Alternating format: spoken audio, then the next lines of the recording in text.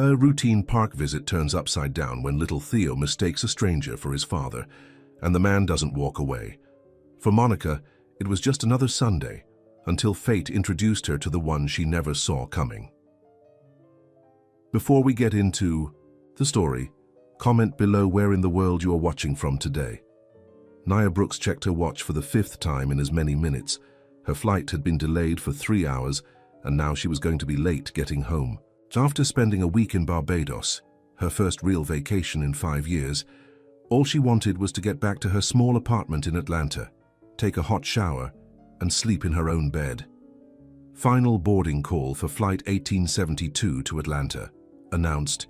The overhead speaker.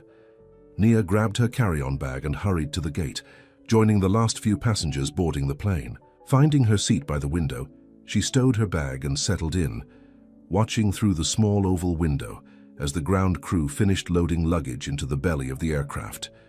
Her week in Barbados had been exactly what she needed. Time. Alone to think, to heal, to remember who she was before Derek had crushed her confidence and left her questioning her worth.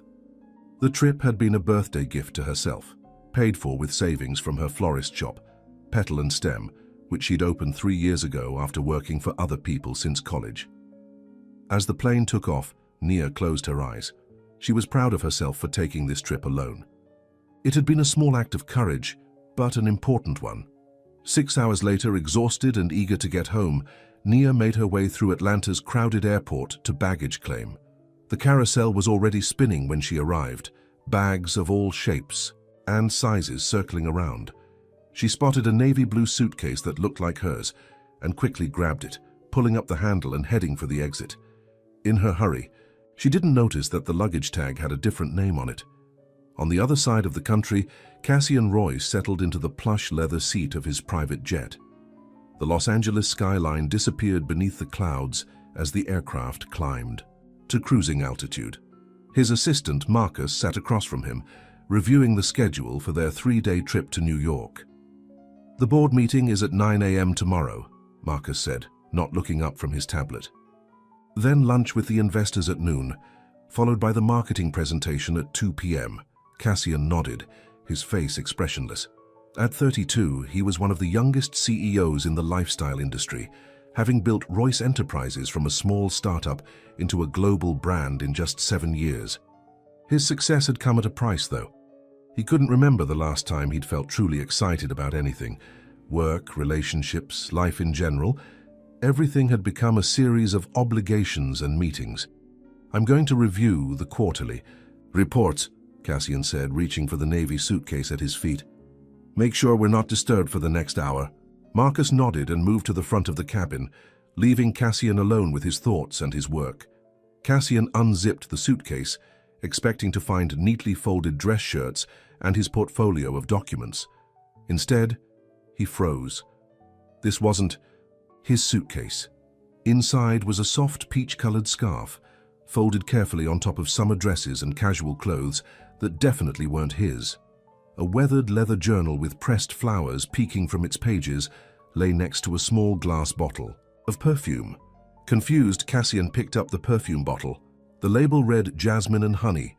Without thinking, he removed the cap and took a small sniff. The scent hit him like a physical force. Jasmine, honey, and something else. Something warm and real that made his chest tighten unexpectedly.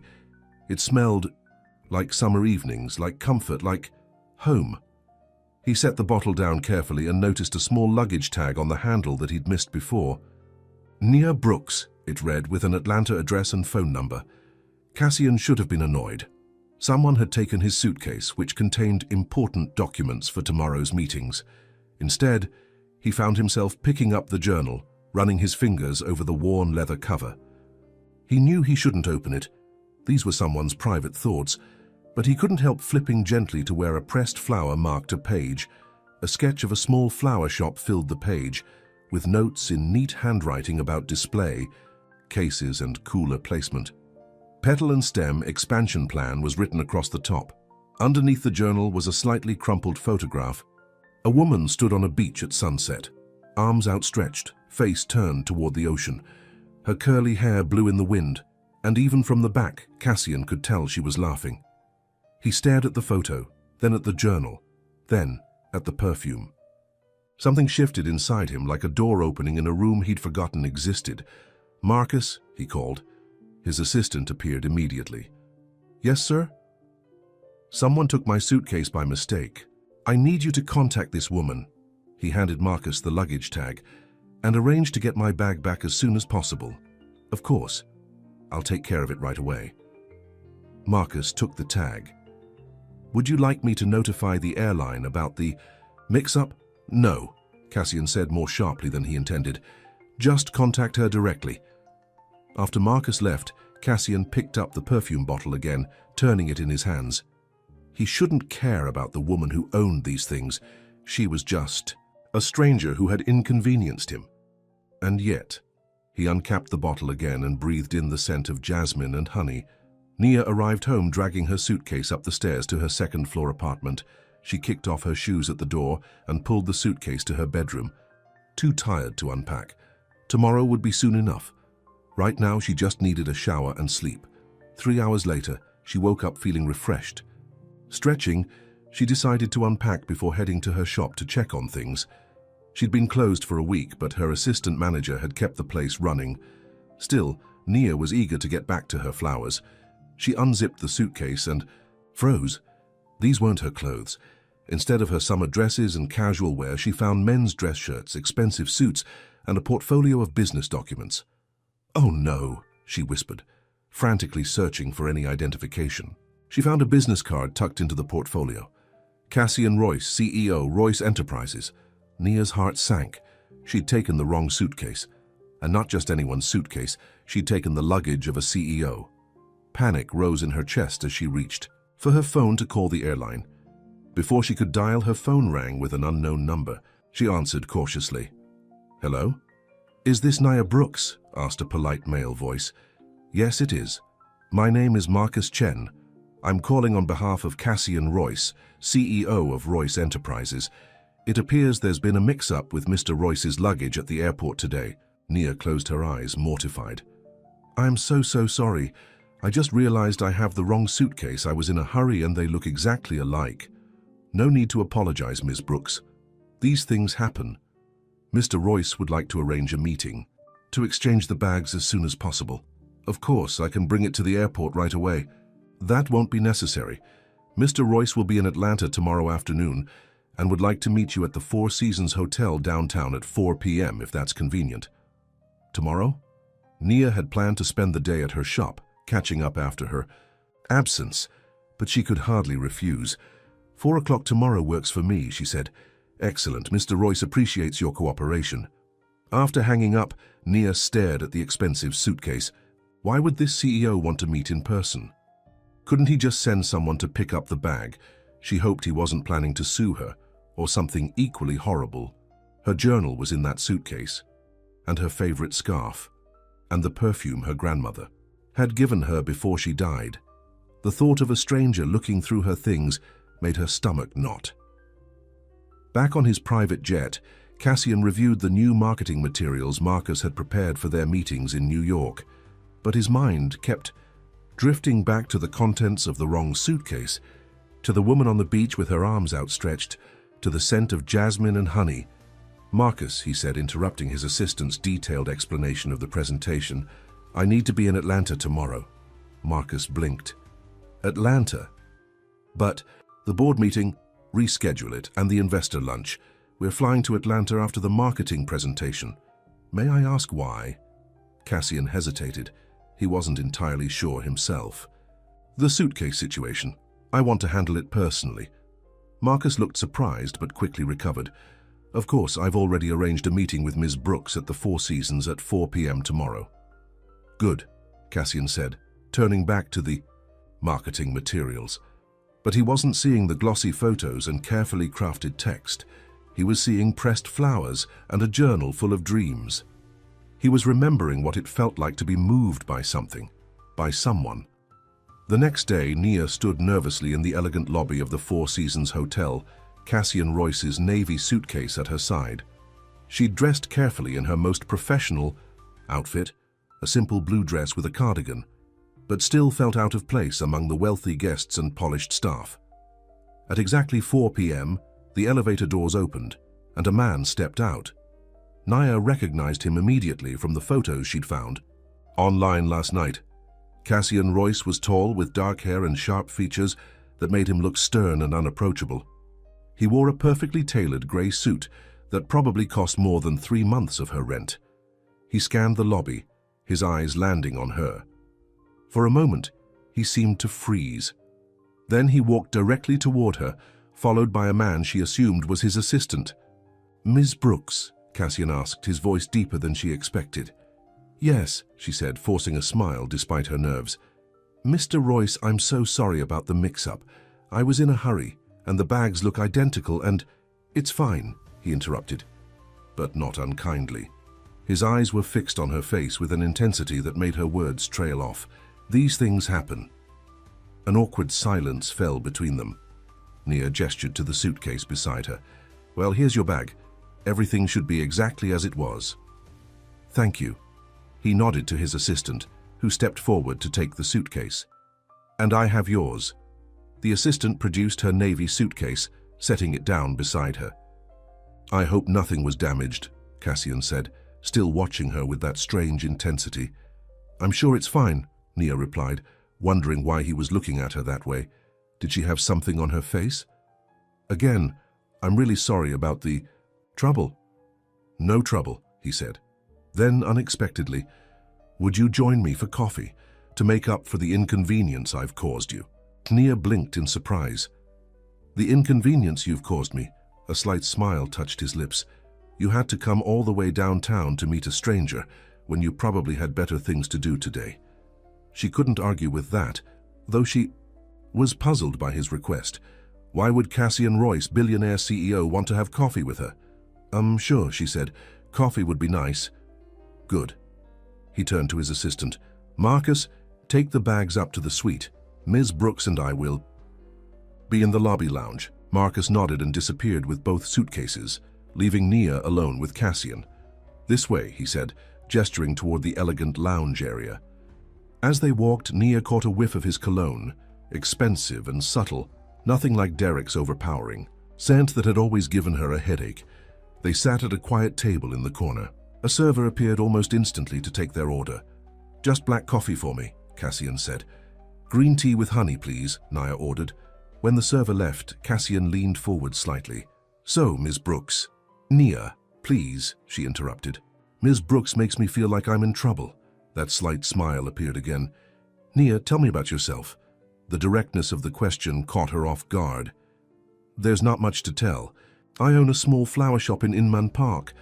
I just got back from my first vacation in years." "Barbados," he said. Nia tensed.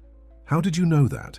Cassian hesitated, looking almost embarrassed. "Your luggage tag had a Barbados sticker on it." "Oh, right." She relaxed slightly. "It was beautiful there, peaceful. And the flower shop, petal and stem?" Now she was definitely suspicious. "You looked through my things." It wasn't a question, but he answered anyway. "I saw the journal. I apologize. I was trying to figure out whose bag I had." Nia should have been angry, but something in his expression stopped her. He didn't look like an arrogant CEO right now. He looked like someone who had found something unexpected and wasn't quite sure what to do with it. Their drinks arrived, giving Nia a moment to gather her thoughts. She added honey to her tea, stirring slowly. "Yes, I own petal and stem," she finally said. "It's small, but it's mine. I opened it 3 years ago." "And the expansion plans?" She looked up sharply. "You read my journal?" "Just the page that was marked," he admitted. "I'm sorry, that was invasive." It was, but Nia found herself answering anyway. "I'm hoping to expand next year. Add a small cafe section, if I can get the financing." Cassian took a sip of his coffee, his eyes never leaving her face. "It's a good idea." "Flowers and coffee complement each other." "They do," she agreed, studying him curiously. "But I doubt you asked me for coffee to discuss my business plans." "No," he said simply. "Then, your perfume." "My perfume." "Jasmine and honey. It's unusual." Nia felt herself blush. "It was my grandmother's recipe," She used to make it herself. After she died, I found someone who could recreate it for me." "It's beautiful," Cassian said quietly. Something in his voice made Nia look up and meet his gaze, directly for the first time. What she saw there surprised her. Not the cold calculation she'd expected from a businessman, but something warmer, something almost vulnerable. "Thank you," she said softly. They sat in silence for a moment, the busy hotel lobby fading into the background. "I have a proposition." "For you," Cassian finally said. "Royce Enterprises is launching a new line of home products next month. We're looking for someone to consult on floral designs for our catalogs and displays." Nia set down her tea. "And you're offering this to me? A stranger whose bag you accidentally took?" "I've seen your work," he said. "The pressed flowers in your journal, the designs for your shop. You have talent." She should say no. This made no sense. And yet, "I'd need to know more details," she said cautiously. "Of course." Cassian pulled out a business card and handed it to her. "Think about it. Call me when you decide." Their fingers brushed as she took the card, and something like an electric current passed between them. Nia pulled her hand back quickly. Cassian stood. "Thank you for the coffee, Nia Brooks, and for returning my suitcase." "Thank you for returning mine," she replied, still confused by everything that had just happened. As he walked away, Nia stared down at the business card in her hand. What had just happened? And why did she have the strange feeling that her life had just changed in some fundamental way? Outside the hotel, she opened her suitcase to check that everything was there. Her clothes, her journal, her photograph, and on top, carefully folded, her peach scarf. She picked it up and held it to her nose. It smelled faintly of his cologne. "I've written part 1 of The Scent of Her, following your guidelines." The story introduces Nia Brooks and Cassian Royce, establishing their initial meeting through the suitcase mix-up. I've kept the language simple and straightforward, focusing on the emotional connection that begins to form between them. The narrative follows a linear timeline and establishes the key elements of your premise. Nia's vulnerability after a past, relationship, Cassian's emotional awakening upon encountering her belongings, and the beginning of their connection.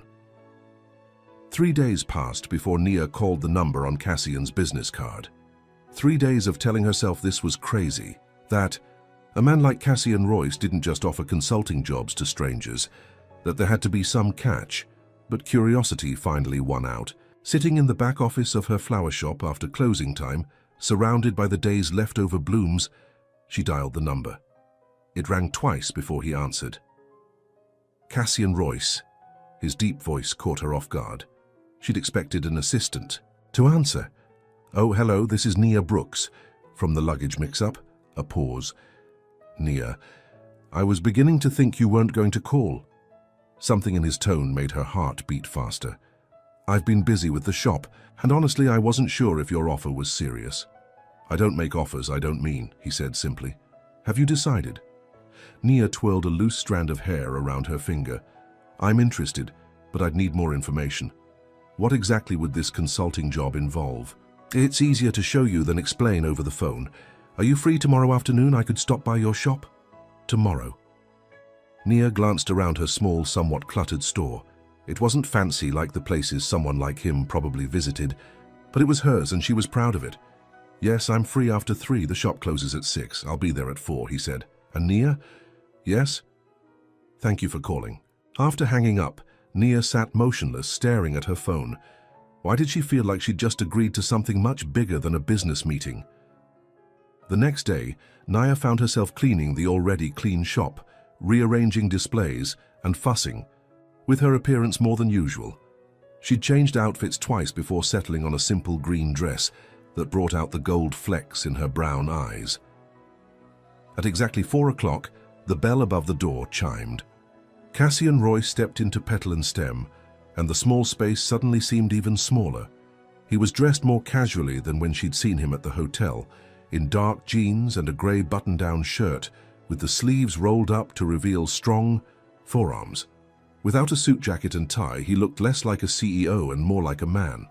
A very handsome man who was currently scanning her shop with intense interest. "Welcome to Petal and Stem," Nia said. wiping suddenly damp palms on her dress. Cassian's eyes found hers and a small smile softened his features. It's exactly as I imagined from your sketch. She felt an unexpected warmth spread through her chest at the idea that he had imagined her shop. Thank you. It's small, but I've put everything I have into it. It shows.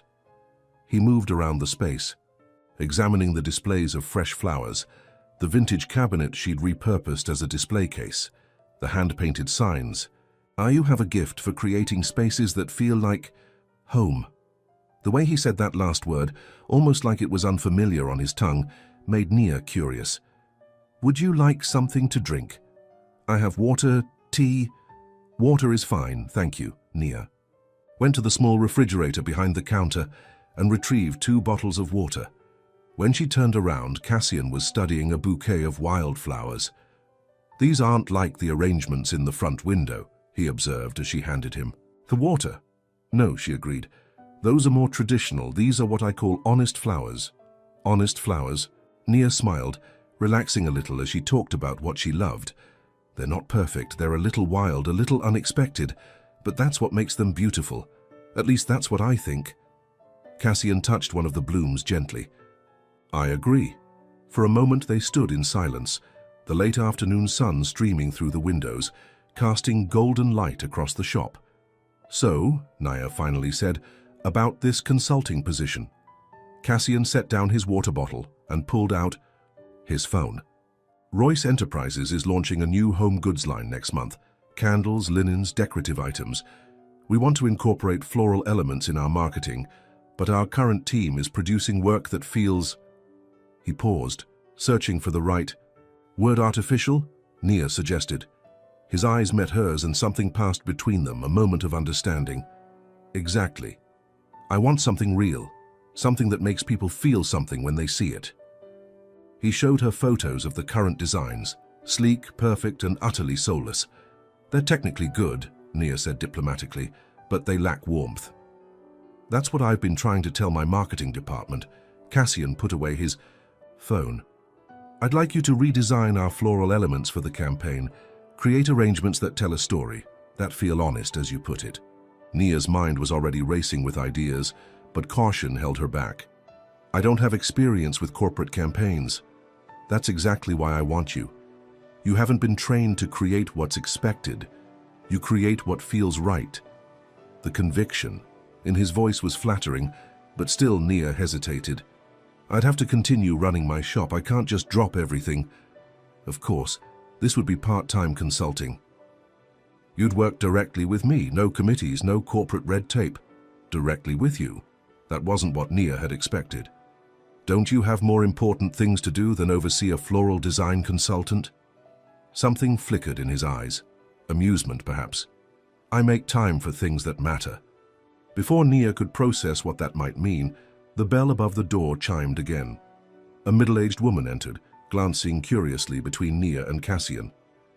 Hello, Mrs. Patterson, Nia greeted her regular customer. Your weekly arrangement is ready. As Nia helped Mrs. Patterson, she was acutely aware of Cassian moving around her shop, examining everything with those observant eyes. When Mrs. Patterson left with her flowers, he was standing by the small desk in the corner, looking at a framed photo. Is this your grandmother? He asked. Nia joined him, surprised. Yes. How did you know? You have the same smile.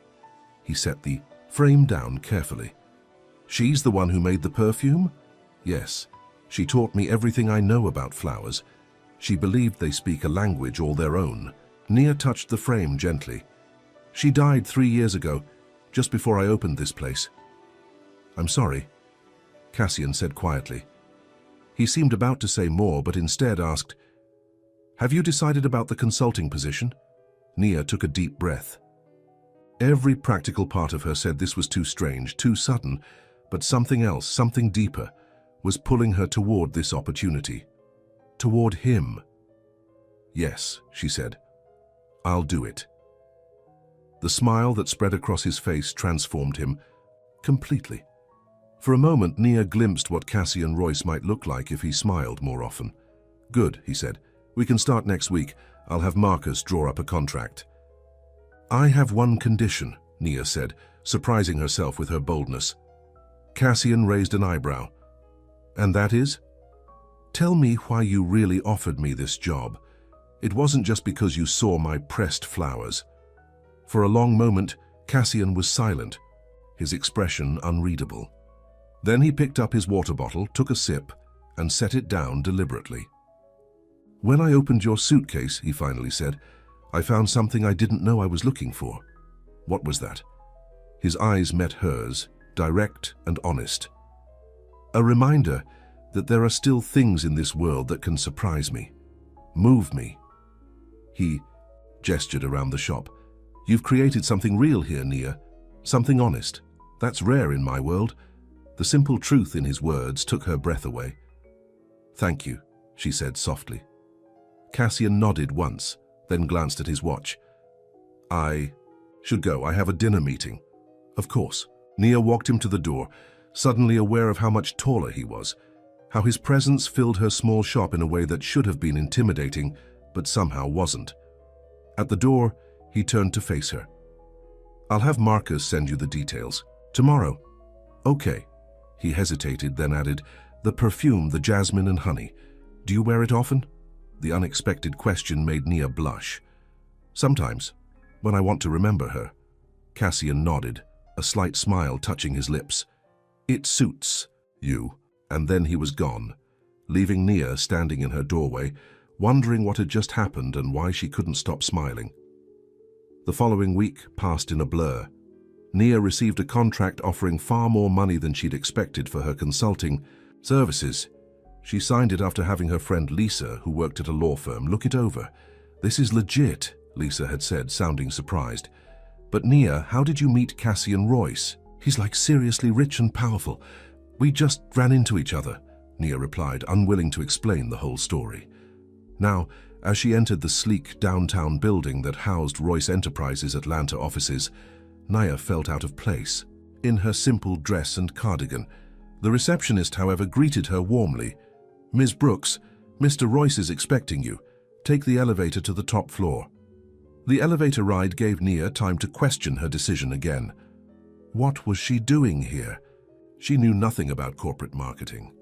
And the way she'd been thinking about Cassian since their meeting at her shop, that was just asking for trouble. The doors opened directly into a large, airy office with floor-to-ceiling windows overlooking the city. Cassian stood by the windows, his back to her, phone to his ear. He turned at the sound of the elevator. "I'll call you back," he said into the phone, then ended the call. "Nia, thank you for coming." "This is quite an office," she said, taking in the minimalist furniture and spectacular view. "It serves its purpose." He gestured to a large table covered with samples, candles, fabric swatches, photographs. "These are the products for the new line. I thought you could get a feel for them before starting on the floral designs." For the next 2 hours, they worked side by side, Cassian explaining the concept behind each product, Nia offering suggestions for floral elements that would complement them. She was surprised by how easily they fell into a rhythm, how he listened to her ideas with genuine interest. "You're not what I expected," she admitted as they took a break. "What did you expect?" "I don't know. Someone more corporate, less willing to listen to a florist's opinions." Cassian leaned against the table, arms crossed. "And you're not what most people expect when they think of a successful business owner." "Because I'm not wearing designer clothes and barking orders into a phone." A smile touched his lips. "Because you care about the beauty of what you create, not just the profit it generates." Coming from anyone else, it might have sounded like a line, but Cassian said it simply, as a statement of fact. "Profit matters too," Nia pointed out. "My shop barely breaks even most months, but that's not why you do it." "No," she admitted. "It's not." Their eyes met, and that strange connection she'd felt in her shop sparked again, stronger this time. Cassian broke the moment first, straightening up. "Are you hungry? We could order lunch." They ate sandwiches from a nearby deli at the conference table, talking about the project but also about other things. Books they'd read, places they'd visited, their different views of Atlanta. "How long have you lived here?" Nia asked. "Just under a year. Royce Enterprises is based in New York, but we're expanding our southern operations." "Do you like it?" Cassian considered the question. It's growing on me. By the time they finished going through all the samples, it was late afternoon.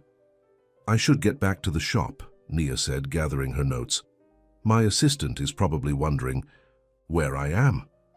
I'll have a car take you, Cassian offered. That's not necessary. I can take the bus. It's no trouble.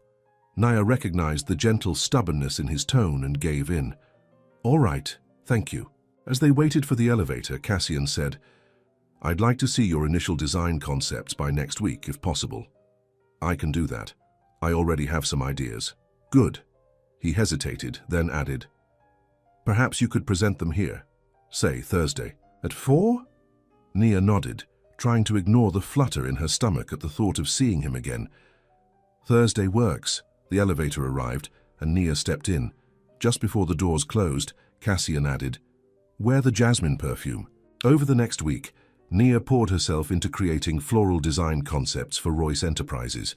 She went back to the store each night after closing, experimenting with different arrangements, photographing them, making notes. During the day, she found herself looking up whenever the bell above the door chimed, half expecting to see Cassian walking in. He didn't, but on Tuesday afternoon a delivery arrived, a sleek laptop and a note for your designs. The software is already installed. Senior called him immediately. You didn't need to do this. The contract includes necessary equipment, he replied, and I want to see your work exactly as you envision it, not limited by outdated technology. She wanted to argue, but couldn't deny that her ancient computer at the shop had been frustrating her. Thank you, but I'm adding it to the project inventory. It goes back when we're done. If you insist, he said, and she could hear the smile in his voice. By Thursday, Nia had created 5 distinct floral concepts for the campaign. She dressed carefully for her presentation, choosing a blue dress that Lisa had once told her brought out her eyes. And after a moment's hesitation, she dabbed a few drops of her grandmother's jasmine and honey perfume on her wrists and neck. The receptionist seemed to be expecting her this time. Go right up, Ms. Brooks. Mr. Royce is waiting. When the doors opened, Nia was surprised to find not just Cassian but 3 other people in the office, 2 men and a woman, all in expensive suits, all looking at her with curious expressions. Nia, Cassian greeted her, coming forward. He was back to his CEO persona in a perfectly tailored dark suit. Thank you for coming. I'd like you to meet some of our marketing team. Nia shook hands with each of them, trying not to show her nervousness. This wasn't what she'd expected. Mr. Royce has told us about your unique approach, said the woman, who'd been introduced as Victoria. We're eager to see your concepts. Nia set up her presentation on the large screen, grateful for the new laptop that made everything look professional. As she talked through her designs, she kept her focus on the work, not on the 4 pairs of eyes watching her. When she finished, there was a moment of silence. Well, said one of the men. Richard, she remembered. It's certainly different from our usual approach. It's exactly what we need, Cassian said firmly. Fresh, authentic, memorable. The production costs for these types of arrangements, the other man began, are within budget, Cassian cut him off. I've reviewed the numbers. Victoria was studying one of the images. I like the wildflower concept for the linen collection. It feels nostalgic, but not in a dated way. Nia relaxed slightly. That's what I was going for. Something that feels familiar but still fresh. The discussion continued, with Richard raising objections that Cassian smoothly countered, and Victoria offering constructive suggestions that Nia appreciated. By the end, it was clear that Cassian's opinion was the one that mattered, and he was firmly in favor of Nia's designs. We'll go with concepts 1, 3, and 5, he announced. Nia, can you have detailed specifications ready by next week? Yes, she said, relieved that at least some of her ideas had been approved. After the marketing team left, Cassian closed the door behind them and turned to Nia. The CEO mask slipped, and for a moment he looked almost vulnerable. You did well, he said. I knew they would try to water down your ideas. Thank you for defending them. Nia began gathering her materials. I wasn't expecting an audience today. I apologize for that. Victoria insisted on seeing the concepts firsthand. He moved closer. Are you upset? No, just out of my element. Cassian was close enough now that she could smell his cologne. He took a deep breath and she knew he was smelling her perfume. The thought sent a shiver down her spine. You're wearing it, he said quietly. You asked me to. His eyes darkened. I did. For a moment they stood there, the air between them charged with something Nia couldn't quite name. Then Cassian stepped back. Have dinner with me tomorrow night, he said. It wasn't quite a question, but Nia answered anyway. Why? The directness of her response seemed to surprise him. Because I want to spend time with you, away from work. Nia should say no. Getting personally involved with a client, especially one like Cassian Royce, was a bad idea. He probably dated models and socialites, not small-town florists with struggling businesses. Just dinner, he added as if sensing her hesitation. Nothing more. Nia looked up at him at the unexpected uncertainty in his expression. This powerful man who commanded rooms full of executives was waiting for her answer with what looked almost like nervousness. Okay, she said. Just dinner. The smile that lit up his face was worth the risk. Cassian sent a car for her the next evening. The driver delivered her to an address in Buckhead, one of Atlanta's most exclusive neighborhoods. Instead of a restaurant, however, the car stopped at a modern glass and steel house perched on a hillside. There must be some mistake, Nia told. The driver. No mistake, ma'am, Mr. Royce is expecting you. With a growing sense of unease, Nia approached the front door. It opened before she could knock, revealing Cassian in dark jeans and a simple white shirt. You look beautiful, he said, his eyes taking in her red dress, the nicest one she owned. You said dinner, Nia replied, not moving from the doorway. I thought you meant at a restaurant. Understanding dawned on his face. I should have been clearer. I thought you might be more comfortable away from prying eyes and cameras. He stepped back. But we can go to a restaurant if you prefer. Nia hesitated. She'd been looking forward to getting to know him better, away from the corporate setting. And the truth was, she was curious about where he lived, how he lived. No, this is fine, she decided, stepping inside.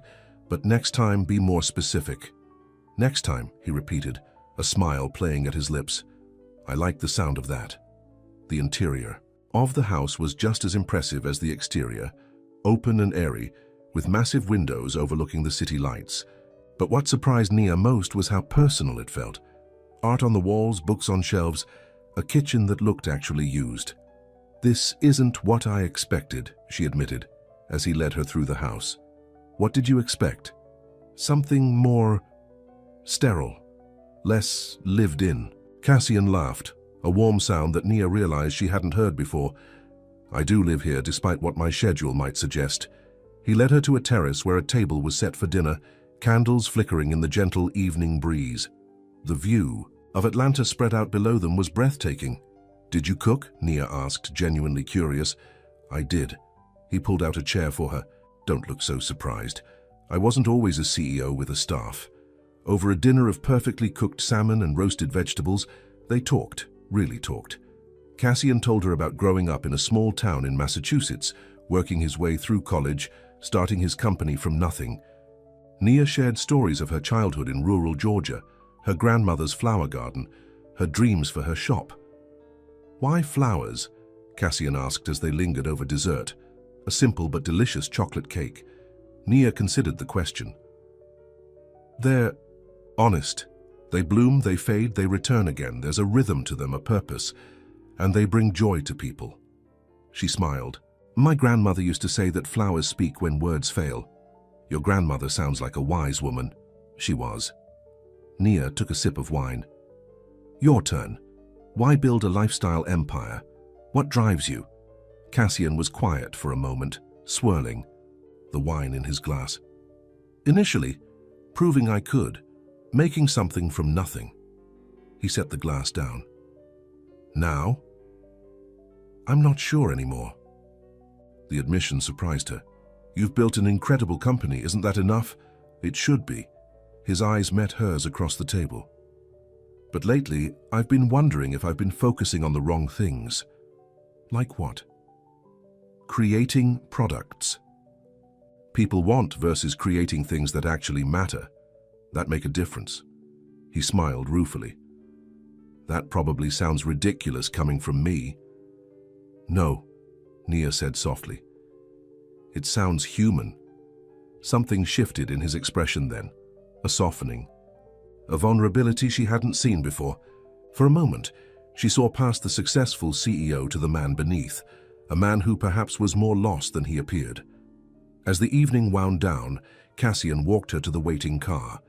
At the door, he took her hand, his thumb brushing lightly over her knuckles. "Thank you for coming tonight," he said. "Thank you for dinner and for sharing your story."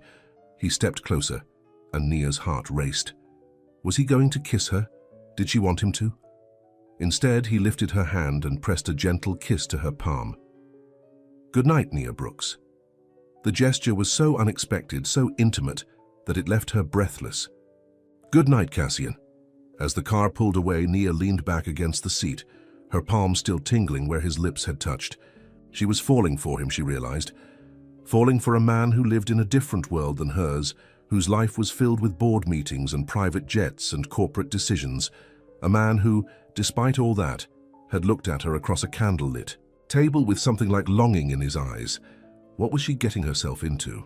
I've written part 2 of The Scent of Her, continuing to develop the relationship between Nia and Cassian. In this part, we see their professional relationship begin as Cassian brings Nia on as a consultant, and then watch as that relationship starts to evolve into something more personal during their dinner at his home. The narrative maintains the simple, straightforward language while focusing on the emotional connection growing between them. I've included key scenes that show both characters beginning to open up to each other, while also establishing the different worlds they come from. Over the next 2 weeks, Nia's life fell into a new pattern. Days at her flower shop, evenings, working on the Royce Enterprises project, and dinners with Cassian 3 times that week, twice at restaurants where they sat in private corners, and once again at his home. Each time they met, Nia learned something new about him. How he took his coffee, black, no sugar. How his voice softened when he talked about his mother who had raised him alone. How he ran 5 miles every morning, rain or shine, because it helped him think. And each time she felt herself falling, a little more for this complex man, who seemed equally fascinated by her simple life. "You're different when you're not at the office," she told him, as they walked through Piedmont Park one Sunday afternoon, coffee cups in hand. "Different how?" he asked. "More relaxed, more real." Cassian considered this. Being CEO requires a certain persona. People expect it. And what about with me? Is that a persona too? He stopped walking and turned to face her. "No, Nia, never with you." The sincerity in his eyes made her heart skip. She wanted to believe him, but doubt still nagged at her. Men like Cassian didn't usually fall for women like her. There had to be a catch. "The photo in your suitcase," he said suddenly. "The one of you on the beach, you looked happy." "I was," Nia admitted. "It was my first morning in Barbados. I'd never seen the Caribbean before. It was freeing." "Who took it?"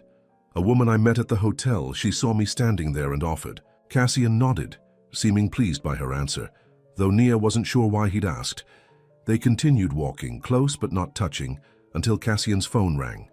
He frowned at the screen. "I need to take this. It's Marcus." "Excuse me." Nia wandered, a few steps away, giving him privacy. She watched families playing frisbee, couples holding hands, dogs chasing balls, normal Sunday things. This, walking in the park with a billionaire CEO, was not normal. Yet somehow, it felt right. Cassian rejoined her, looking apologetic. "I'm sorry, but I need to go. There's an issue with the Tokyo office. On a Sunday, business doesn't respect weekends." He hesitated. "I'd like to see you again. Tomorrow?" Tomorrow was Monday, her one day off when the shop was closed. "I have errands to run. I'll come with you," Nia laughed. "You want to help me buy potting soil and groceries?" "Yes," he said simply. And that was how Cassian Royce, CEO of a global lifestyle brand, ended up pushing a cart through a garden supply store the next day, dressed in jeans and a baseball cap in a futile attempt at anonymity. "People are staring," Nia whispered as they examined bags of soil. Let them, he replied, adding a £40 bag to their cart with ease. Later, at the grocery store, he insisted on cooking dinner for her that night. At your place, he added, I want to see where you live. Naya hesitated. Her apartment was small and simple, nothing like his sleek modern house. But she was curious what he would think of her space. All right, she agreed. But don't expect much. Her apartment was on the second floor of a converted Victorian house in a modest neighborhood. As she unlocked the door, Nia felt suddenly self-conscious. It's not much, but it's home. Cassian stepped inside, taking in the cozy living room with its mismatched furniture, the small kitchen with plants on every windowsill, the walls covered with framed botanical prints and photographs. It's perfect, he said, and the wonder in his voice was genuine. It feels like you. Relief washed over her. Thank you. While Cassian cooked, a simple pasta dish that smelled amazing, Nia set the small table in her kitchen nook. The domesticity of the scene struck her. This powerful man, sleeves rolled up, stirring sauce in her tiny kitchen, looked more relaxed than she'd ever seen him. Where did you learn to cook? She asked, pouring wine into glasses she'd borrowed from Lisa for the occasion. My mother taught me the basics. Then in college I worked in a restaurant kitchen to make extra money. He tasted the sauce, added a pinch of salt. I find it relaxing, like you with your flowers. Dinner was delicious, the conversation easy. Afterward they moved to her small sofa, wine glasses in hand. Cassian looked around her living room again, his eyes landing on a photograph of Nia with an older woman. Your grandmother? Nia nodded. That was taken the day I signed the lease for the shop. She was so proud. She should be. You've built something special. It's just a small flower shop. It's more than that, Cassian said earnestly. It's a place where you share your passion with others, where you make people's lives better, even in a small way. He set down his wineglass. That matters, Nia, more than you know. The intensity in his voice made her look up. He was watching her with those dark eyes that seemed to see right through her. Why me, Cassian? She asked softly. Of all the women in Atlanta, in the world, why are you sitting in my apartment on a Monday night? He was quiet for a long moment, then, because when I opened your suitcase and smelled your perfume, something happened. His voice was low, almost confessional. For the first time in years, I felt awake. Awake. Like I'd been sleepwalking through my life, and suddenly someone had shaken me awake. He moved closer on the sofa. The success, the money, the power, none of it matters if you can't feel anything, and you, Nia Brooks, made me feel something. Her heart was pounding now. What did you feel? Instead of answering, Cassian reached out, his hand cupping her cheek. Slowly giving her time to pull away, he leaned forward and kissed her. The kiss was gentle at first, a question. When Nia answered by sliding her fingers into his hair, it deepened, becoming more urgent. His arms wrapped around her, pulling her closer, and she melted into him, all her doubts temporarily forgotten. When they finally broke apart, both breathing hard, Cassian rested his forehead against hers. That, he whispered. I felt that. That gay. Next morning, Nia woke with a smile on her face. Cassian had left late the night before, after hours of talking and more kisses that left her dizzy. He'd been a gentleman, not presuming to stay the night, though the look in his eyes had told her he wanted to. I want to do this right, he'd said at the door, his hands framing her face. You're not a passing interest, Nia. Now, humming to herself, she dressed for the day. The shop was closed, but she had a meeting with Cassian and the marketing team to finalize the floral designs for the campaign. Her phone buzzed with a text message. Car will pick you up at 10. Can't wait to see you. See the sleek black car delivered her to Royce Enterprises right on time. In the lobby, Victoria from the marketing team was waiting. Nia, good morning. The team's in the conference room on 17. Cassian asked me to escort you up. He's not in his office. Victoria gave her a strange look. He's in New York today, quarterly board meeting. Didn't he tell you? Nia's stomach dropped. No, he didn't. Victoria seemed not to notice her discomfort. He'll be joining us via video conference. This way. Trying to hide her hurt and confusion, Nia followed Victoria to the elevator. Why hadn't Cassian told her? He was going out of town. After last night, after everything he'd said, the meeting went smoothly enough. Cassian appeared on the large screen at the head of the conference table, looking every inch the CEO in a dark suit and tie. He greeted Nia professionally, with no hint of their personal connection. "Ms. Brooks, thank you for joining us today. Your final designs are exactly what we were looking for." "Ms. Brooks?" After last night, he was back to calling her Ms. Brooks. Nia forced herself to focus on the presentation, walking the team through her final designs. They were enthusiastic, especially Victoria, who seemed genuinely impressed with Nia's work. "These will set our campaign apart," she said. "Fresh, authentic, exactly what we need to target the younger demographic." Throughout the meeting, Cassian was polite but distant. Not once did he meet Nia's eyes directly through the screen. Not once did he give any indication that just 12 hours earlier he'd been kissing her on her sofa. When the meeting ended, Victoria turned to Nia. "We'll need you for the photo shoot next week. Marcus will send you the details." "Thank you," Nia said, gathering her things. "Is Cassian, Mr. Royce, still on the line?" "No, he had another meeting." Victoria checked her watch. "He'll be back in Atlanta on Friday." Friday, 3 days away. Nia nodded, trying to hide her disappointment. "I see. Thank you for the information." Outside the building, Nia checked her phone. No messages from Cassian. No explanation for his coldness during the meeting, or for not telling her he was leaving town. Maybe last night hadn't meant as much to him as it had to her. Maybe this was just how men like him operated, all intense focus on one thing, until something more important came along. Or maybe it was all business after all, despite what he'd said. 2 days passed with no word from Cassian.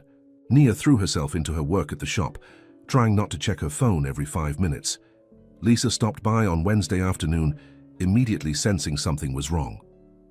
"Okay, Spill," she said, leaning against the counter. "You look like someone stole your favorite plant," Nia sighed. "It's nothing, just man troubles." Lisa's eyebrows shot up. "Man troubles? You? Who is he and what did he do?" "No one important," Nia lied, arranging a bouquet with more force than necessary. "And he didn't do anything, that's the problem." "Ah," Lisa nodded knowingly. "The disappearing act, classic jerk move." "He didn't exactly disappear. He's in New York for business. And he couldn't send a text? It's 2025, not 1995. Nia shrugged, not wanting to admit how much Cassian's silence had hurt her. "It's fine. I shouldn't have expected anything different." "From whom?" Lisa pressed. "You still haven't told me who this mystery man is." Before Nia could formulate a vague answer, the shop door opened. A delivery man entered carrying a large, flat box. "Delivery for Nia Brooks," he announced. Curious, Nia signed for the package and set it on the counter. There was no card, no indication of who had sent it. "Well, open it," Lisa urged, as curious as Nia. Inside the box, nestled in tissue paper, was a scarf. Not her peach one, but a new one in a soft shade of blue that matched her eyes exactly. And beneath it, a handwritten note. "Nia, I'm sorry for not telling you about New York. Board meetings are scheduled months in advance, but that's no excuse. I should have told you. I've been in back-to-back meetings since arriving, but that's no excuse either. I miss you. I miss your scent. I miss your honesty. I'll be back Friday evening. Will you have dinner with me?" Nia read the note, twice her heart fluttering. "Holy shit," Lisa whispered, reading over her shoulder. "Cassian? As in Cassian Royce? That's your mystery man." Nia snatched the note away. "It's not what you think." "It's exactly what I think. You're dating Cassian freaking Royce." Lisa's eyes were wide with shock. "How did this happen? When did this happen? And why didn't you tell me?" "Because it's new and complicated and I'm not even sure what it is," Nia admitted, running her fingers over the soft scarf. "And I don't want to jinx it by talking about it." Lisa stared at her for a long moment. "Nia Brooks, you are full of surprises." She picked up the scarf, examining it. "This looks expensive." "It probably is."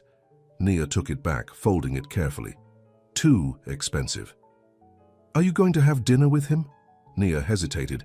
The hurt of the past 2 days was still fresh, but so was the memory of Cassian's kiss, his confession that she made him feel awake. Yes, she decided, I am. Friday evening found Nia nervous as she prepared for dinner. She'd texted Cassian a simple, yes, dinner would be nice in response to his note, and he'd replied with a time and the name of a restaurant. She chose a simple black dress and, after a moment's consideration, the blue scarf he'd sent. As she dabbed jasmine and honey perfume on her wrists and neck, she tried to temper her expectations. Whatever was happening between them, it was still new and fragile. The restaurant was small and intimate, tucked away on a quiet street. When Nia arrived, Cassian was already there, waiting outside. He looked tired, with subtle shadows under his eyes, but his face lit up when he saw her. "You're wearing the scarf," he said by way of greeting.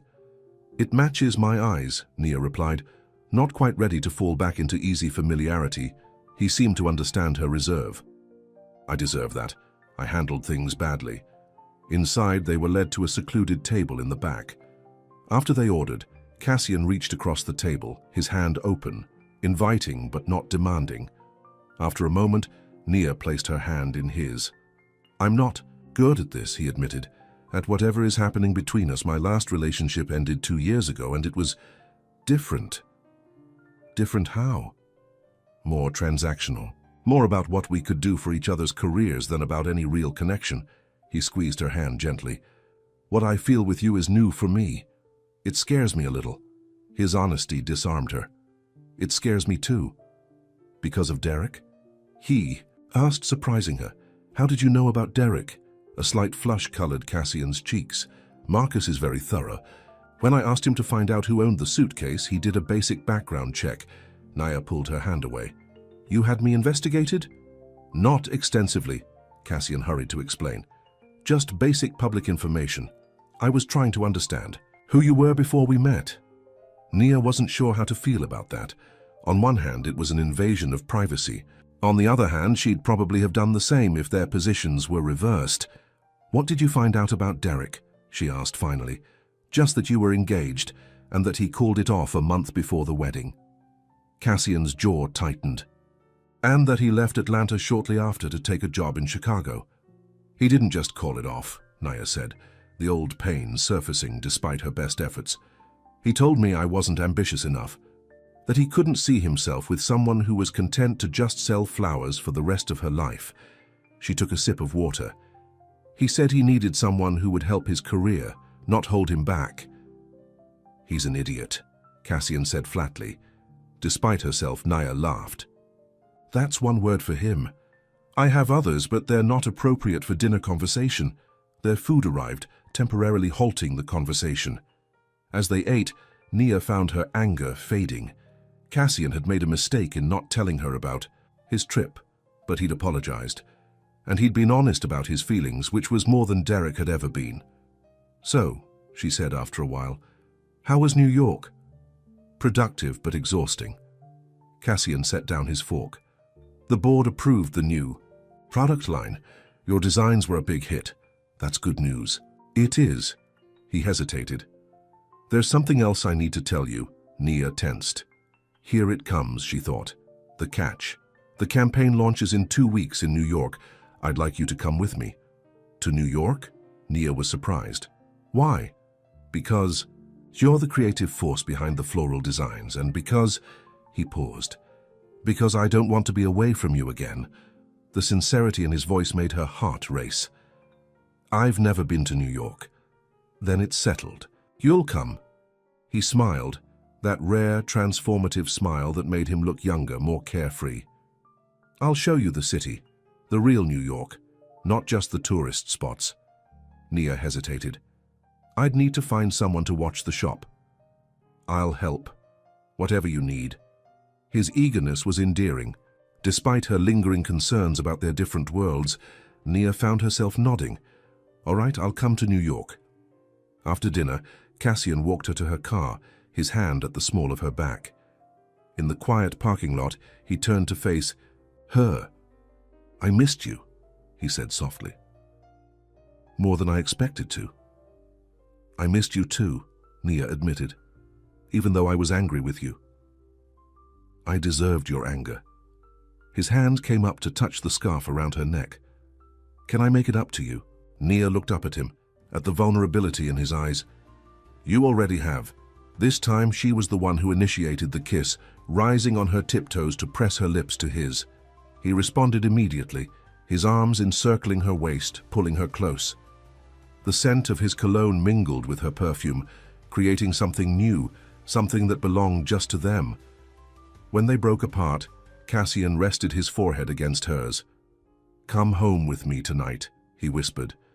Nia hesitated, though every part of her wanted to say yes. I don't want to be just another conquest. You could never be that. His hands framed her face, his eyes intense. Nia, from the moment I opened that suitcase and breathed in your scent, you've been the only woman in the world for me. The words were like a key unlocking something inside her. All the fear, all the doubt, all the insecurity that Derek had left her with began to dissolve. Yes, she said softly. I'll come home with you. Cassian's house was dark when they arrived, lit only by the soft glow of the city below. He led her inside, his hand warm in hers, and for once he seemed almost nervous. Would you like a drink? He asked. Nia shook her head. No. She stepped closer to him, her hands resting lightly on his chest. Just you. His kiss was different this time, deeper, more urgent. His hands slid down her back, pulling her against him as if he couldn't get close enough. Nia responded with equal fervor, her fingers working at the buttons of his shirt. They made their way to his bedroom, leaving a trail of clothes behind them. When they finally lay together, skin to skin, Nia felt a sense of rightness that she'd never experienced before. This was where she belonged, with this man who looked at her as if she were the most precious thing in the world. You smell like home, Cassian whispered against her neck, like everything I've been searching for. Afterwards, they lay tangled, together, Nia's head on his chest, his fingers tracing patterns on her bare shoulder. Outside, the city lights twinkled like stars. Tell me something you've never told anyone, Nia said softly. Cassian was quiet for so long that she thought he might have fallen asleep. Then, I'm lonely most of the time. The simple admission broke her heart a little. Even now? No.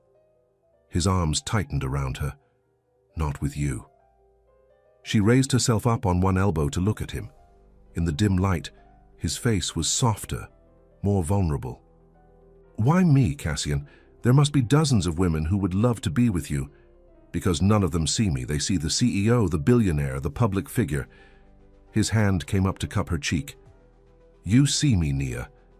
The real me. And you're not. Afraid to challenge me, to question me. I'm a florist from small-town Georgia. I'm not exactly in your league. Leagues are for sports, not relationships. He pulled her down for a gentle kiss. And if we're talking leagues, you're far above mine. You create beauty. I just sell things. People don't really need. That's not true. Your products make people happy. Maybe. He didn't sound convinced. But not like your flowers do. Not like you do. They fell asleep wrapped in each other's arms, and for the first time in years, Cassian slept through the night without waking even once. The next 2 weeks passed in a blur of preparation. Nia worked on final touches for the campaign while still running her shop. Cassian had helped her find a substitute manager for the week she'd be in New York, a retired florist who was delighted to get back in the game temporarily. When she wasn't working, Nia was with Cassian, sometimes at his house, sometimes at her apartment, sometimes just walking in the park or trying new restaurants. Each day she fell a little more in love with him, though neither of them had said those words yet. The night before they were to leave for New York, Cassian took her to dinner at the most exclusive restaurant in Atlanta. Nia wore the blue scarf he'd given her and a new dress, one she'd bought herself, despite his offers to shop with her. Have news, Cassian said as they lingered over dessert. Good news, I hope. What is it? The board has approved your expanded consulting contract. They want you to design floral elements for all our seasonal campaigns, not just this one. Nia's eyes widened. Really? That's... wow. You deserve it. Your work has impressed everyone. He reached across the table to take her hand. And there's more. I've been talking to some real estate contacts about spaces that might work for your cafe expansion. Cassian, you don't have to. I want to, he interrupted. I believe in your vision, Nia. I want to help make it happen. She should have been thrilled. Instead, an uncomfortable feeling settled in her stomach. Because you believe in me or because you want to take care of me? His brow furrowed. Both. Is that wrong? It depends. Nia pulled her hand away gently. I need to know that you see me as an equal, not as a project or a charity case. Nia, that's not. Derek used to make all the decisions, she continued, needing him to understand. He'd present them as opportunities, as things he was doing for me. But really, they were about controlling me, shaping me into what he wanted. Understanding dawned in Cassian's eyes. I'm not Derek. I know that. But I need to build my business my way, even if it takes longer, even if it never becomes as big as I dreamed. She took a deep breath. I can't be with someone who sees me as a project to fix. Cassian was quiet for a long moment. Then he nodded. You're right, I overstepped. I'm used to making things happen, solving problems. But your business isn't a problem to solve. He reached for her hand again. I'm sorry. The sincerity in his voice eased her worry. Thank you for understanding. I'm learning, he said with a small smile. Slowly maybe, but I'm learning. The tension broken, they returned to easier conversation, discussing their plans for New York. As they left the restaurant, Cassian's phone buzzed with an alert. He checked it, his expression darkening. What's wrong? Nia asked. Nothing important, just a notification from a news app. He pocketed the phone quickly, but not before Nia caught a glimpse of a headline with Cassian's name in it. Later that night, after Cassian had fallen asleep, Nia carefully slipped out of bed and retrieved his phone. It was wrong to snoop, she knew, but something about his reaction had worried her.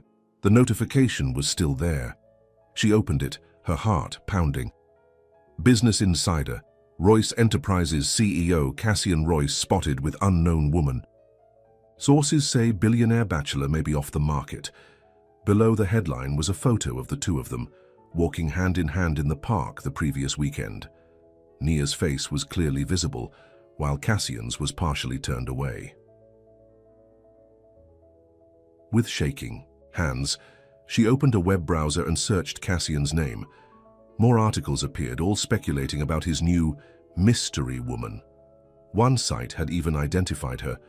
Who is Nia Brooks, the florist who caught a billionaire's eye? Scrolling through, the comments beneath the articles made her sick to her stomach. Gold digger alert! She's not even that pretty. What does he see in her? Another nobody trying to climb the social ladder. Nia set the phone down, feeling cold all over. This was Cassian's world, a world of public scrutiny, of cruel speculation, of privacy invaded. Could she really be part of that world? Could what they had survive that kind of pressure? Beside her, Cassian stirred, reaching for her in his sleep. Nia slid back into bed, and his arms automatically encircled her, pulling her close. In the safety of his embrace, the fears receded a little. Tomorrow they would go to New York. Tomorrow would begin the real test of whatever was growing between them. Would their fragile connection survive in his world, under the harsh glare of public attention? Or would Nia discover that some differences were too great to overcome, no matter how strong the attraction? As she drifted off to sleep, the scent of jasmine and honey mingling with his cologne, Nia hoped with all her heart that what they had found in each other would be enough. I've written part 3 of The Scent of Her, continuing to develop the relationship between Nia and Cassian while introducing new complications. In this part, their relationship deepens and becomes more intimate, but we also see the first real challenges they face. Cassian's busy schedule taking him away without warning, his tendency to try to fix things for Nia, and most significantly, the intrusion of public attention into their private relationship. The narrative maintains the simple, straightforward language while focusing on the emotional connection and growing romance. I've kept the intimate scenes tasteful and appropriate for an older audience, suggesting rather than describing explicitly. New York was everything Nia had imagined and more. Towering skyscrapers, bustling streets, an energy that seemed to vibrate through the air itself. But she hardly had time to take it all in before being swept into Cassian's world. They arrived on Sunday afternoon, the private jet landing smoothly at a small airport outside the city. A car was waiting to take them to Cassian's penthouse apartment in Manhattan. "This is where you live when you're in New York?" Nia asked, taking in the spacious apartment with its floor-to-ceiling windows overlooking Central Park. "One of my places," Cassian admitted, setting down their bags. "I have a house in the Hamptons too, but we won't have time to visit it on this trip." The casual mention of multiple homes reminded Nia just how different their lives were. Her entire apartment in Atlanta could fit in just the living room of this penthouse. "The guest room is through there," Cassian said, pointing to a door off the main hallway. "But I was hoping you'd stay with me." He gestured toward the master bedroom. Despite having spent several nights together in Atlanta, Nia felt suddenly shy. "This is all so much." Cassian's expression softened. He came to her, taking her hands in his. "It's just an apartment, Nia. 4 walls and a roof like any other." "4 very expensive walls," she pointed out. "Does that bother you?" She considered the question. "Not the money itself, just the difference in our lives. I can't help wondering if I belong here." "You belong with me," Cassian said simply. "The rest is just details." That evening, he took her to dinner at a small Italian restaurant in the village, far from the upscale establishments where he might be recognized. Afterward, they walked the city streets hand in hand, Cassian pointing out his favorite spots, places tourists never found. In bed that night, with the city lights twinkling through the windows, Nia felt both exhilarated and overwhelmed. Cassian held her close, his breath warm against her neck. "What are you thinking?" he asked. "That this doesn't feel real," she admitted. "Being here, with you, it's like a dream." His arms tightened around her. "If it's a dream, I don't want to. Wake up." The next morning, reality intruded in the form of Marcus, who arrived at 7 a.m. with a detailed schedule for the day. "The creative team wants to meet with Ms. Brooks at 9, he told Cassian, who was already dressed in a sharp suit despite the early hour. The venue walkthrough is at 11, followed by lunch with the marketing executives. The final run-through for the launch event is at 3. Nia, still in her pajamas with a cup of coffee, felt suddenly out of place. This was Cassian's world, scheduled to the minute, full of meetings and executives. "I'll need an hour with Nia before the creative team," Cassian told Marcus. "Move them to 10. "But sir, they've already—" 10, Marcus, and we'll have lunch. Alone." After Marcus left, looking somewhat disgruntled, Cassian turned to Nia. "I'm sorry about that. Launch weeks are always hectic." "It's fine," she said, though it wasn't really. "I understand." He studied her face. "No, you don't. But that's my fault, not yours." He took her hand. "I want you to see everything this week, the good and the bad of my life, before you decide if it's something you want to be part of." His honesty touched her.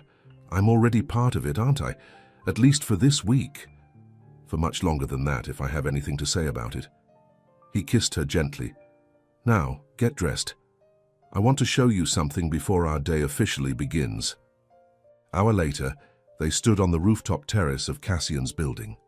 The morning sun cast a golden glow over the city, and a cool breeze carried the scent of the trees from Central Park below. "This is my favorite place in the city," Cassian said. "Up here, away from everything, I can think clearly." Nia looked out over the sprawling skyline. "It's beautiful. It can be beautiful and terrible at the same time. This city has given me everything I thought I wanted." He turned to face her. "And it's taken things too." "Like what?" "Peace, simplicity, connection." His eyes met hers. "Until I met you, I'd forgotten what those things felt like." Before she could respond, his phone rang. The spell broken, Cassian checked the screen. "I have to take this. It's the Tokyo office again."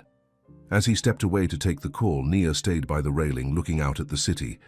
This was his reality, constant interruptions, demands on his time from all corners of the globe. Could she really fit into this life? Did she want to? The day unfolded much as Marcus had outlined. The creative team meeting was actually enjoyable. The designers were enthusiastic about Nia's work and treated her with respect. The venue walkthrough was more intimidating, a massive space being transformed for the launch event, with dozens of workers setting up displays and lighting. Through it all, Cassian stayed close, his hand often finding the small of her back, his eyes checking on her regularly. He was trying to make her comfortable in his world, she realized, and she appreciated the effort. That night, there was a pre-launch dinner with key executives and investors. Nia wore the nicest dress she'd brought, a deep green silk that Lisa had helped her choose. Cassian's eyes had darkened with appreciation when she emerged from the bedroom. "You look stunning," he'd said, his voice low. At the restaurant, an exclusive place where every table seemed to be filled with important-looking people, Nia tried to blend in. She smiled at the right times, made small talk, and tried not to feel like an imposter. "And what do you do, Ms. Brooks?" asked an older man who'd been introduced as one of Royce Enterprises' major investors. "I'm a florist," she said simply. "I own a small shop in Atlanta."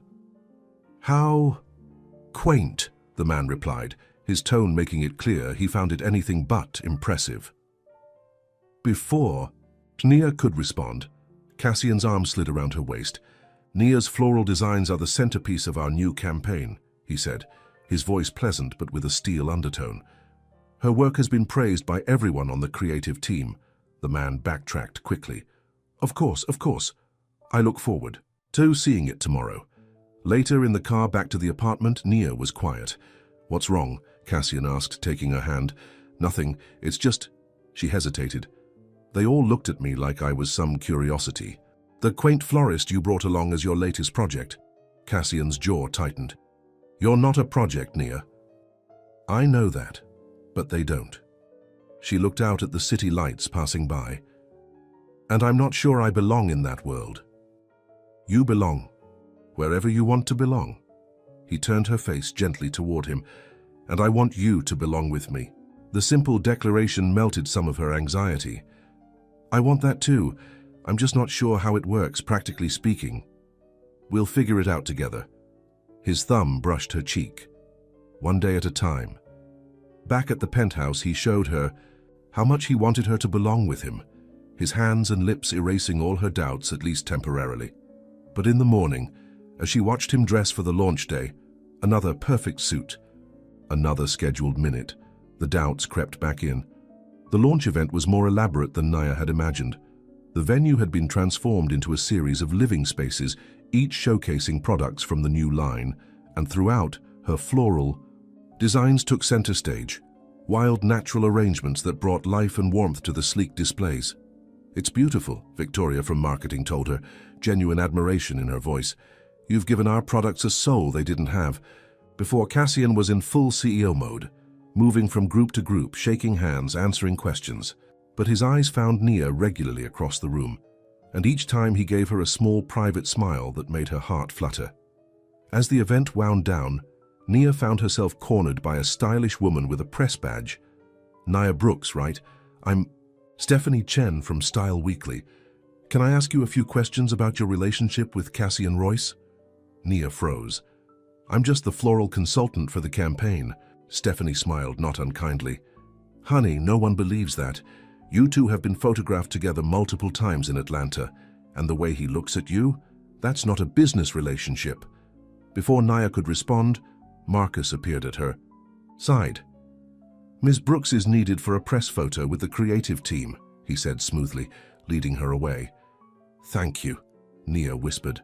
"Mr. Royce anticipated this situation," Marcus replied. "He asked me to keep an eye on you." The rest of the evening passed in a blur of photographs, congratulations, and carefully orchestrated press interactions. By the time they returned to the penthouse, Nia was exhausted.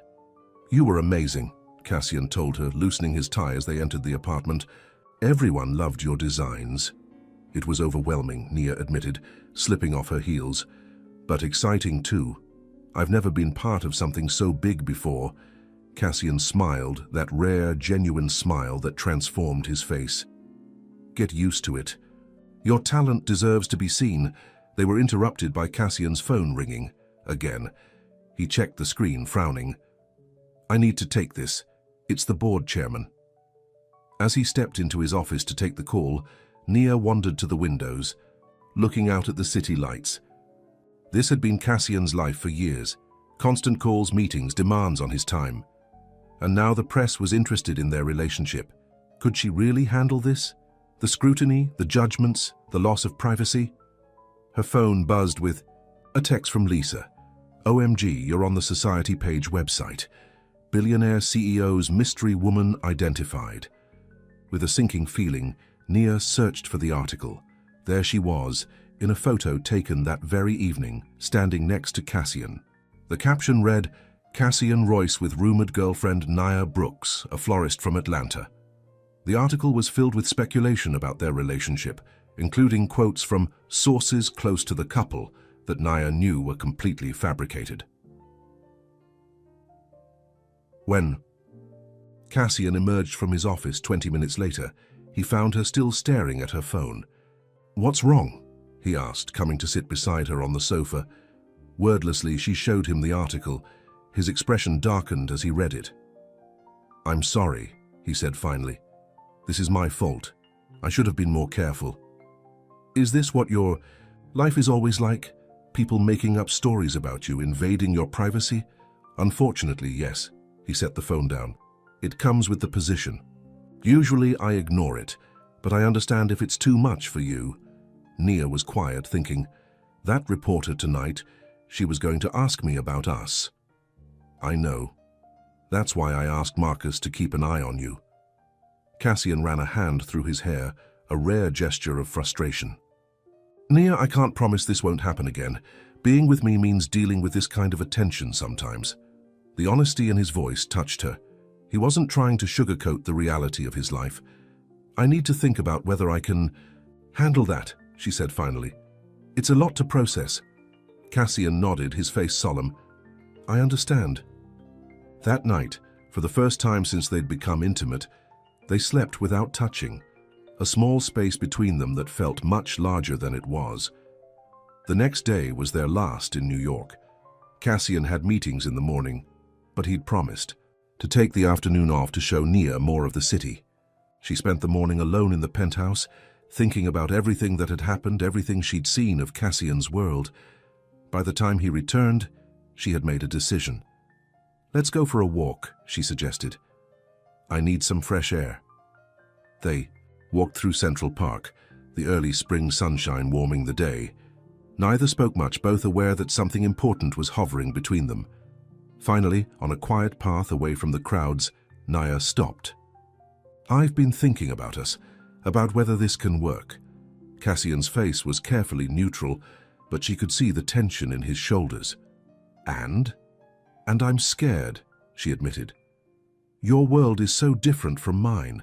The press, the constant demands on your time, the expectations people have, it's a lot to take on. He nodded, waiting for her to continue. But then I think about how I feel when I'm with you, how you see me, really see me, in a way no one else ever has. She took a deep breath. And I think maybe the differences don't matter as much as what we've found together. Hope flickered in his eyes. What are you saying, Nia? I'm saying I want to try. I can't promise I'll always be comfortable in your world, but I want to be with you enough to try. The smile that spread across his face was like the sun breaking through clouds. He pulled her into his arms, holding her as if she might disappear. I've been so afraid you'd decide I wasn't worth the complications, he whispered against her hair.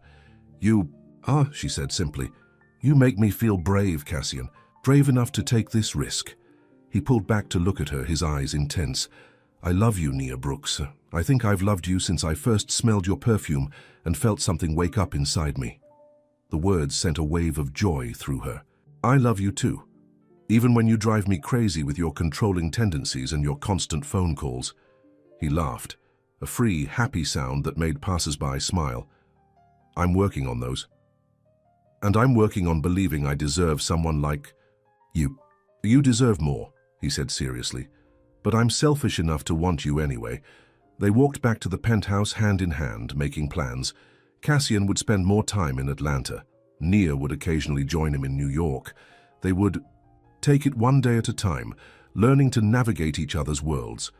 That night, as they packed for their return to Atlanta, Cassian disappeared into his closet. He emerged with a small gift box. "I was going to wait, but I don't want to," he said, handing it to her. Inside was a small glass bottle, similar to the one that had been in her suitcase, but this one was etched with her name and filled with a familiar golden liquid. "Your perfume," Cassian explained. "I had it analyzed and recreated exactly. Now you'll never run out." Tears pricked Nia's eyes as she opened the bottle, the scent of jasmine and honey filling the air. "My grandmother's perfume. I know how much it means to you." He sat beside her on the bed. "And how much it means to me now? It's the scent of the woman I love, the scent that led me to you." Nia set the bottle carefully on the bedside table, then turned to him, her heart full. "Thank you, not just for this, but for everything. For seeing me. For changing because of me. You've changed me in all the best ways," he said, pulling her close. "You've made me feel alive again." As they fell asleep in each other's arms, Nia thought about the strange twist of fate that had brought them together. A simple mix-up of suitcases that had changed both their lives forever. 3 months later, Nia stood in her flower shop, putting the finishing touches on a special arrangement. The shop looked different now, expanded into the space next door with a small cafe area, just as she'd always dreamed. But she'd done it her way, with a small business loan she'd qualified for on her own merits, not Cassian's money. He'd understood why that was important to her, even if it had taken some explaining, just as she'd come to understand his need to check his phone during dinner sometimes, or the occasional paparazzi photo that appeared online. They were learning each other day by day, compromise by compromise. The bell above the door chimed and Cassian walked in, looking more relaxed than he had in the early days of their relationship. He'd delegated more responsibilities at work, giving himself time to actually live his life. Time to be with her. "Ready for our trip?" he asked, kissing her cheek. They were leaving for Barbados that afternoon, returning to the place where Nia had found her courage, where their story had unknowingly begun. Almost. Just finishing this arrangement for Mrs. Patterson. Cassian looked around the shop at the thriving business Nia had built. "I'm proud of you, you know, for doing this your way. Thank you for letting me." She smiled up at him. "Even though I know it nearly killed you not to just write a check," he laughed. "I'm learning patience. It's a new skill for me. You're doing very well." She finished the arrangement and stepped back to admire it. "There, now I'm ready." As they left the shop, Cassian took her hand, lifting it to his lips in that gesture that still made her heart skip. "I have something for you. For the trip." Outside, next to his car, was a brand new suitcase, navy blue, just like the one she'd mistakenly taken that fateful day. "I thought it was time to replace the old one," he said. "With some better memories." Nia smiled, touching the sleek new luggage. "The old one brought me to you. I'm kind of attached to it now." "Keep it for sentimental reasons," he suggested, "but use this one for our trip." There was something about the way he said it that made Nia suspicious. "Did you put something in it? Already?"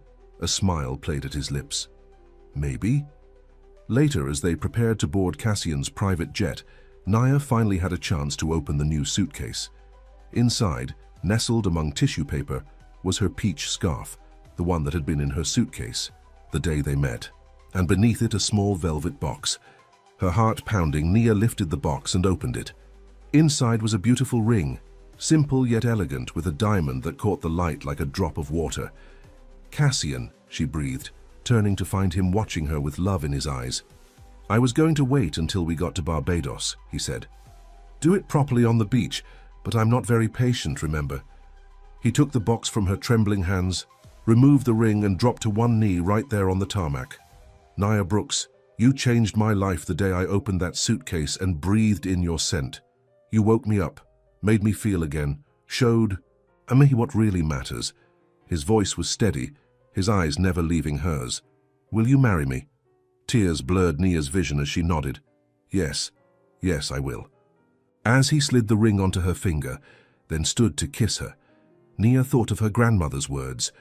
"Flowers speak when words fail." But sometimes scent spoke even louder.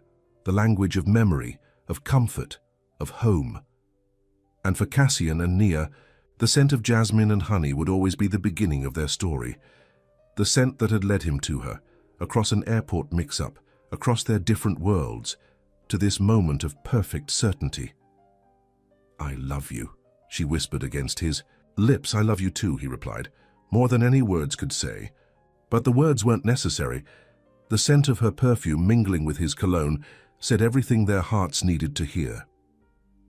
That evening, as the sun set over the Caribbean, Cassian and Nia walked hand in hand along the same beach where her photo had been taken months before, the one he'd found in her suitcase, the one that had given him a first glimpse of her joy. "It feels like coming full circle," Nia said, looking out at the waves. "Not a circle," Cassian corrected gently. "A beginning." He pulled something from his pocket. Her journal, the one that had been in the suitcase, the one with pressed flowers marking the pages. "I thought you might want this for our trip," he said, handing it to her. "To plan our future together." Nia opened the journal to where a fresh jasmine blossom marked a blank page. "What did you have in mind?" Cassian smiled, that transformative smile that still made her heart race. "Something beautiful, something honest, something that's ours alone." As the last light faded from the sky, Nia breathed in the scent of the ocean, of jasmine, of the man who had found her through a simple twist of fate, and the scent of her perfume. She knew with absolute certainty that whatever future they wrote in those pages would be more wonderful than either of them had ever dreamed. The end.